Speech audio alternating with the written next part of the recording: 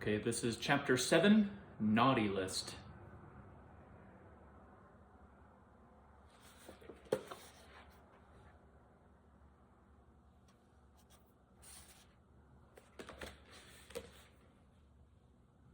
Footsteps, heavy, stomping footsteps, heavy stomping footfalls. We're gonna leave it in. Footsteps, heavy stomping footfalls coming up the stairs.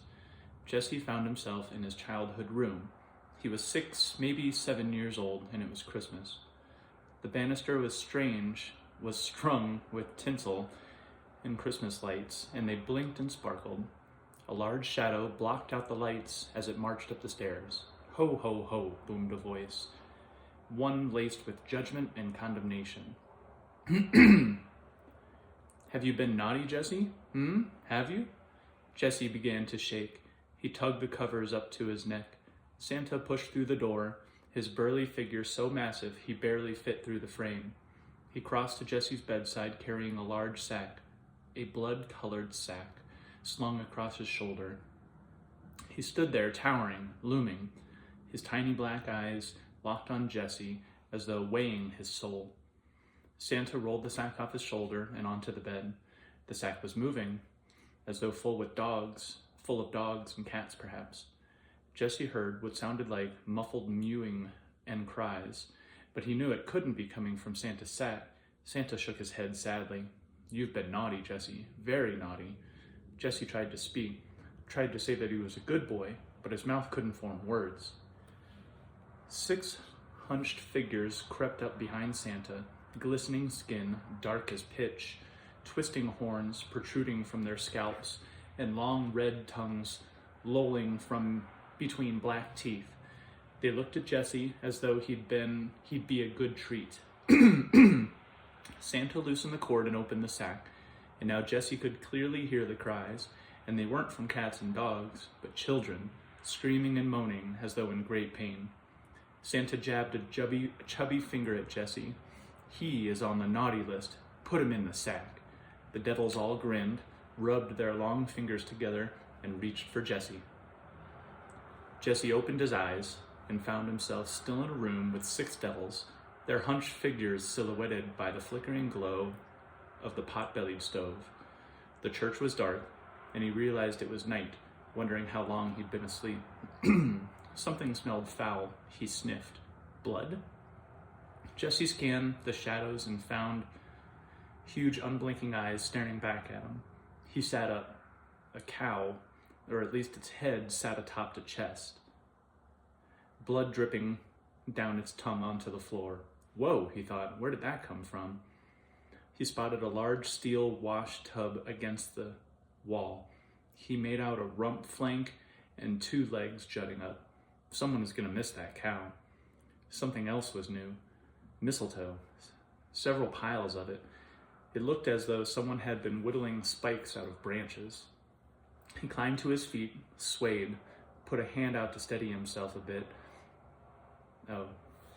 Put out a hand to steady himself, still a bit lightheaded from the mead. No headache, not like a hangover at all, just a slight buzz. His stomach growled. He hoped to find something to eat besides raw beef. He skirted around the mistletoe and came up behind the Belsnickles. They sat huddled around Krampus's sack. No, Krampus, Vernon grumbled. That's not right. Krampus held what appeared to be a black powder pistol. Jesse moved up for a closer look and noticed there were 2 swords, a shield, and an old rusty revolver lying on the floor. Jesse squatted next to Isabel. What's going on? Vernon answered. We're trying to get him to find us some acceptable weaponry, in case, just by happenstance, a giant wolf or some other monstrosity should come along. He can pull anything out of there? Jesse asked. Not just toys? Krampus nodded distractedly. Jesse agreed with Vernon. Some updated weaponry would be very good to have indeed, and would certainly be in order when they storm the general's compound. You need some automatic weapons. A few assault rifles would do the trick. That's just what I'm telling them, Vernon said, not hiding his annoyance. Modern weapons, Krampus. You've seen pictures of them in the newspaper. Krampus raised his hands in obvious frustration. It's not so easy as that. One must first know what it is one is searching for. Might be able to help, Jesse put in. Krampus looked up at him, considered. Yes, maybe you can. Come here. He patted the floor next to him. Sit. Jesse came over and Krampus pulled a sack between them. The sack finds what I wish, but first I must know what it is that I seek. And further, it is easier if the sack knows where to look. Easier and far less draining. And until I have my strength back, I must ration my efforts. Okay, sure, what do I do? You help me to seek. You are not of Loki's bloodline, so the sack will not obey you. Thus we must work together. We both must hold the sack. You will think of a location and an item, and I will direct the sack to obey. I know how, said Jesse. I've used it before. Took a few toys out of it. That's not the same. You merely reached through a door that was already open. No, I thought of a certain toy and the sack found it. Krampus raised an eyebrow. That is indeed something. Perhaps there's a little trace of Loki's spirit in you somewhere. But still, that is not opening doors. You could never do that, not on your own. But it says something that the sack will hear you at all. Krampus smiled. That is good. Should make our task the easier. What all are you looking for? Guns, Vernon interjected. Very good guns. Something that will punch enormous holes through giant wolves. Oh my goodness. Money, Isabel added. There's things we need to buy. Things we can't get with the sack. At least not until Krampus is stronger. Do you know of a place to find these things? Krampus asked, keeping in mind the fewer doors I must open, the better. Jesse grinned. He did. He did indeed. He never actually had been inside the general's office, but once. He'd never actually been inside the general's office but once, when Chet left the door open. He caught a pretty good peek, and the thing that stuck with him was the safe sitting in the corner. It was an old-fashioned safe, nearly as large as a washing machine, with a large brass dial set into its front. Jesse knew for certain the general stored guns in there.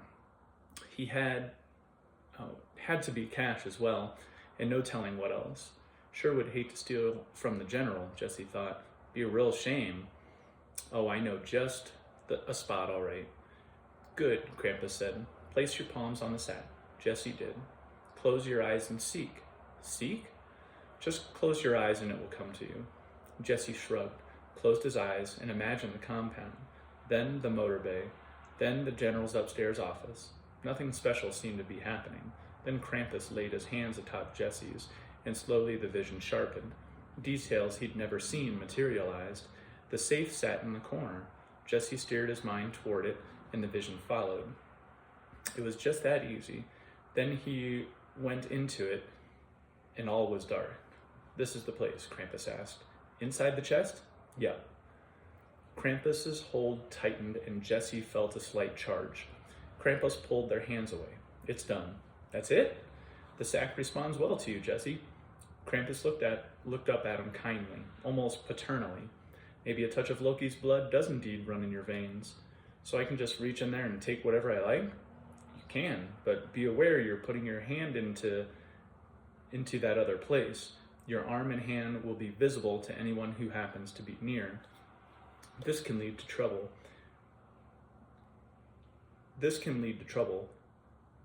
To loss of limb, to even being pulled through the sack into the very place you're robbing. Jesse hesitated. But it is a safe. No one will be in a safe. So long as the chest is closed, no one can see you. Jesse loosened the mouth of the sack, peered into its murky shadows. All right, here goes. He inserted his hand until he bumped a wall. It felt right, like cold steel. He pushed downwards until his fingers hit something hard, cylindrical. He grasped it. He could tell by the weight it was a gun. He pulled his hand out, very pleased with what he'd found. A minute later, he had 3 machine pistols, several handguns, 1 sawed-off shotgun, a couple dozen boxes of ammunition, and stacks of $100 bills. But there were more surprises than General's safe. An unopened bottle of aged bourbon, an assortment of pills, amphetamines, by the look of them, what appeared to be several grams of pure cocaine, not crack, but the real deal. Keys to who knew what, all sorts of contracts and promissory notes, an envelope full of Polaroids of some women that looked an awful lot like Jesse's third grade teacher, Mrs. Sawyer, in her birthday suit. Jesse wrinkled up his face, but didn't stop until the safe was empty. It felt good to take something back from a man who'd stolen so much from him, and knowing he'd be using the general's own guns against him made the act all the sweeter. He grinned at Krampus. Krampus grinned back. "You're enjoying yourself." "It's empty." "Then we're done." Jesse looked over the loot and the cash, at all the guns and ammo. He nodded and let out a deep breath, suddenly feeling drained. "You are weary? Need something to eat, that's all." "It's in the sack. It takes a toll." "Oh, it's the sack. It takes a toll." Jesse wondered just what part of him the sack had taken that toll from. "You should eat," Krampus said, nodding toward the tub holding the beef. Jesse looked at the cow leg. He was just about hungry enough to eat it raw, but figured roasting a few strips over the stove would suit him better. He hopped up and started over, caught sight of the cow head and stopped. "Hey," Jesse called, "is it possible to put something back in the safe?" Krampus raised an eyebrow. "Yes, it is possible. Once the door is open, it will stay open until I open a new one." Jesse lifted the cow head by the ear and brought it back to him. "That safe belongs to a man that put this hole in my hand." Krampus nodded, grinned, and held the sack open. Jesse dropped the head inside. "Jesse, you are certainly a man after my own heart."